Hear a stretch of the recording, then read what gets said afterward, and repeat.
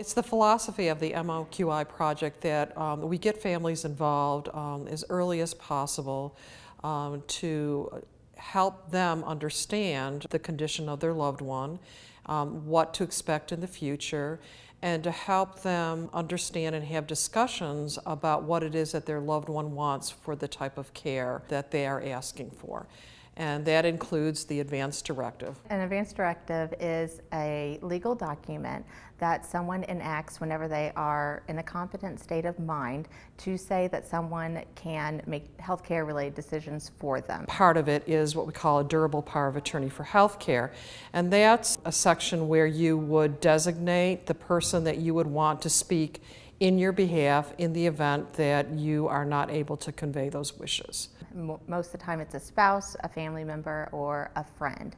And in that advance directive, you can actually put down what actual wishes to have done in the case you're ever unable to speak it for yourself. A lot of people have the misconception that's just about CPR or that's about mechanical ventilators, but it actually goes into much more detail. It can address dialysis, it can address autopsy, it can address donation. So it's very important to name someone who you trust to be that designated person for you if you're ever unable to speak for yourself.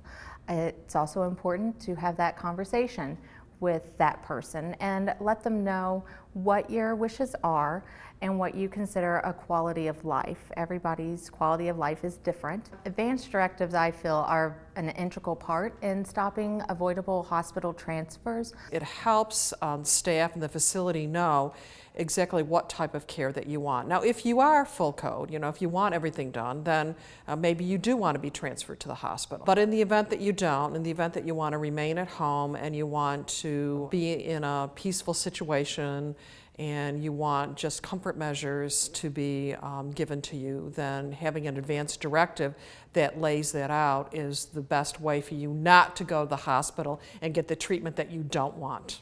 If they are able to sit down with the care plan team, the APRN is able to give the resident and the family members education about the disease process and then work with the resident to put their goals in place as to what they want to happen in case scenario A happens, in case scenario B happens.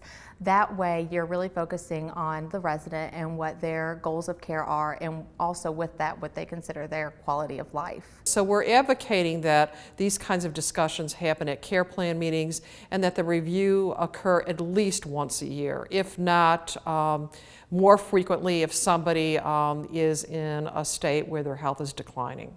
If you've had that conversation, you have an advance directive in place, and the care plan team knows what your values are and what your wishes are, you're more than likely to not have so many transfers to the hospital, and you can actually enjoy your life and enjoy your time there.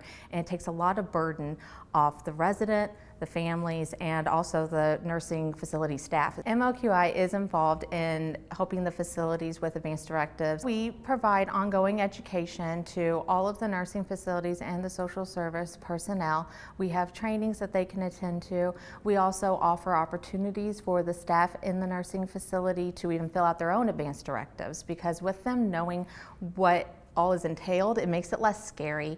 It also lets them be more aware to where even if a family member on a weekend, when say the APRN or social worker isn't there, they will have that knowledge to at least kind of help comfort the family as to what it is, how it's not scary. We're hoping by getting rid of that stigma, it makes it more comfortable, because as much a part of life there is, death is also part of it, and just really having that focus on how you want to live at the end of your life is very much so important.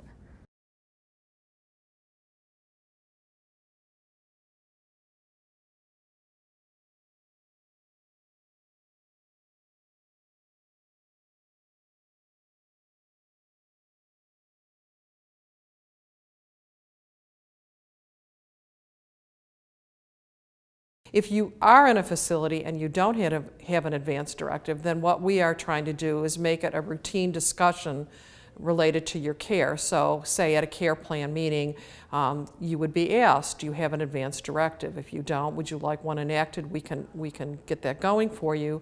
If you do have an advance directive, let's take a look at it and let's see that it still says what you want for your care. So we're advocating that these kinds of discussions happen at care plan meetings and that the review occur at least once a year, if not more frequently if somebody is in a state where their health is declining.